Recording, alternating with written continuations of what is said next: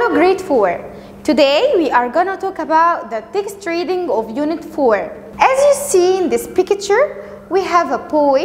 He is flying a kite and he is walking between valleys or hills. Our title today is Stumbling Upon the Past. Stumbling upon the past. Stumbling means to lose balance while you are walking.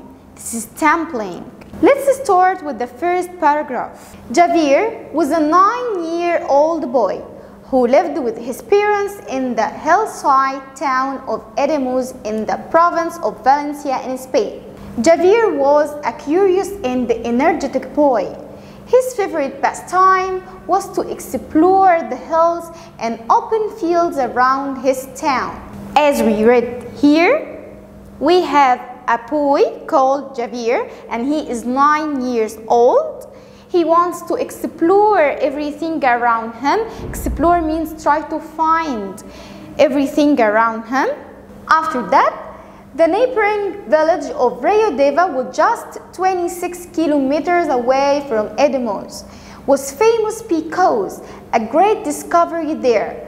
In 2003, paleontologists found bones of the largest dinosaur in Europe in a wheat field near the little village. When it was alive, this animal was over 38 meters long and had the weight of 7 elephants. So this village or this place is very famous because it had the biggest dinosaur. After that, Javier liked dinosaurs more than anything else in the world. He also believed that there was an amazing dinosaur bone buried somewhere near his own town of Ademuz.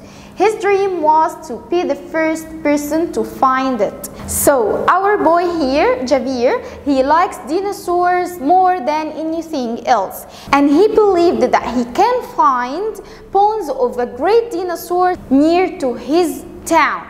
And he wants to be the first one to find it. After that, one summer morning, Javier was exploring in a field near a ravine just outside of the town. He looked up to see his two friends, Fernando and Pep. After that, one summer morning, Javier was exploring in a field near a ravine. Ravine equal valley. Just outside the town. He looked up to see his two friends, Fernando and Pep. As you see here, we can find the 3 boys. They are Javier and his friends. After that, he looked up to see his 2 friends, Fernando and Pep, running toward with a colorful kite. "Let's fly, Javier," they shouted. Javier enjoyed playing with his friends. He quickly forgot about exploring and grabbed the string of the kite, grabbed to take something roughly. As he ran, the kite lifted into the sky, high and high. The boys cheered.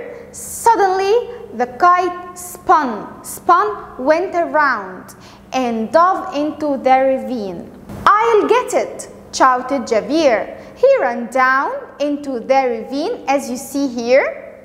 As he reached for the kite, his foot caught on something.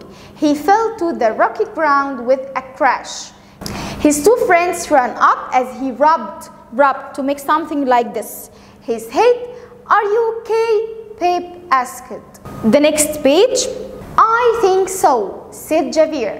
He looked down at a rough gray object sticking out of the ground, appears from the ground.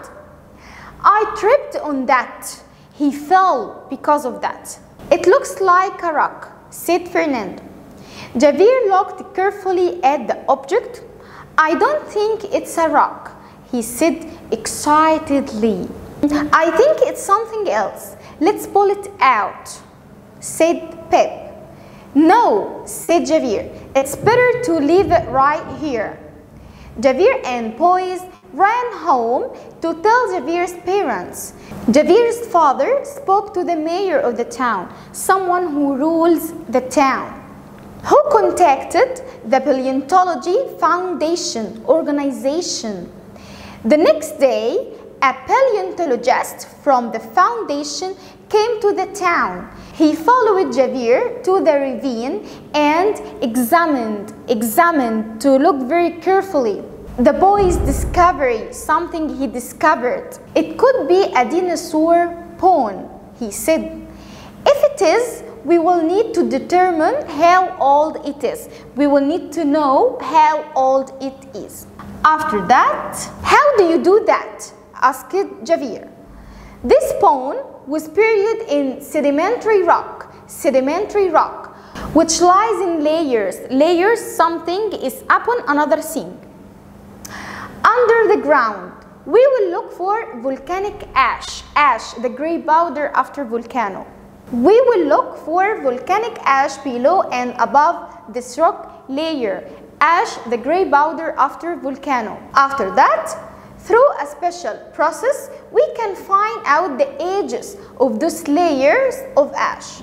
Then we will know that dinosaurs died sometimes between those two ages. Soon, many paleontologists began excavating the area around the bone, digging around.